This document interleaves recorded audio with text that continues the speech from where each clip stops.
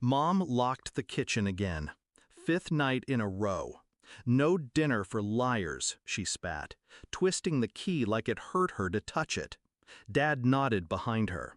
This is good for you, builds discipline. My stomach screamed louder than I did, but I smiled, quiet, careful. They thought I lied about eating. They thought I lied about hunger, about weakness, about needing anything at all. They didn't know I stopped crying 2 years ago.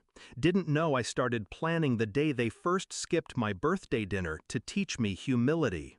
It was on the third day of no food when I fainted during morning assembly. The nurse gasped when she weighed me. Straight to 911. Straight to IV bags and shaking hands. And then to the truth. The hospital ran blood work. They called it intentional malnutrition due to domestic neglect. I watched the nurse's face twist when I whispered, "They locked the kitchen, said I lied too much." She didn't ask more, she just wrote. And that was the beginning of the end. For them. You wouldn't guess it from the outside. Our house was big, painted, clean.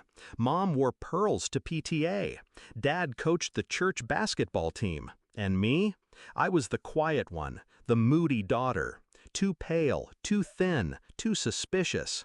They said I was dramatic, ungrateful, all while they starved me into silence. They weren't always monsters. When I was 7, Mom braided my hair every morning before school. When I was 9, Dad brought home chocolate chip pancakes on Fridays. But then I got older. I started asking questions. Why is my little brother fed first? Why is my college fund a waste? Why is it disrespect when I speak? The answers were always punishment. I kept a notebook under my mattress, documented everything. Dates, times, locked fridge, missing meals, bruises that never needed fists. Starvation is slow, but so is revenge. At the hospital, the nurse handed me a phone. "Anyone you trust to call?" she asked. I paused, then dialed Miss Carter, my old school counselor. She was the first person who ever asked if I was safe. And this time, I told her everything. CPS visited the house the next day. I was still in the hospital. I heard Mom cried. Dad yelled. But the state didn't care about tears. They cared about records, and I had years of them. Turns out, a locked kitchen with a child fainting at school is very illegal. So is siphoning her college fund into your gambling debt. So is threatening her silence with a belt you never had to swing. I didn't return home. Instead, I went to a temporary care home. Safe bed, hot food, and a lawyer. Mine. See, when they starved me, they made a mistake. They thought I was weak.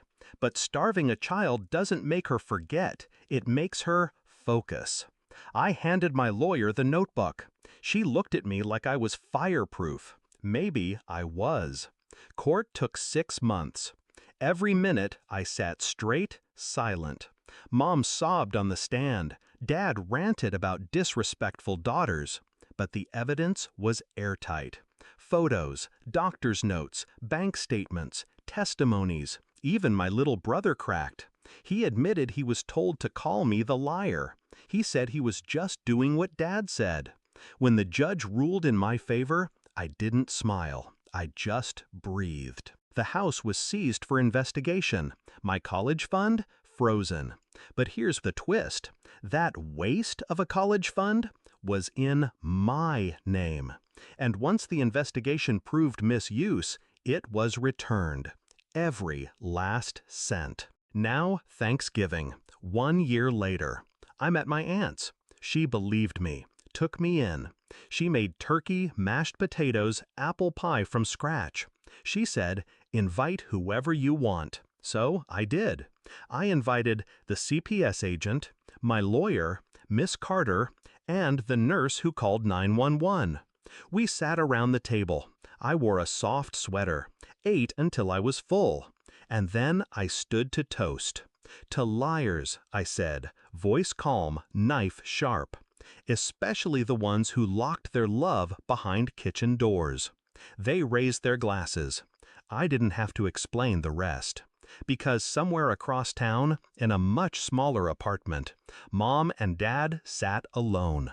No guests, no food they didn't earn, no daughter to mock or starve. And when reporters showed up asking about the court case that shook the county, they had only one word for it: lies. But this time, no one believed them. I didn't get justice by screaming. I got it by remembering, recording, waiting. And when the time came, I didn't ask for permission. I took it.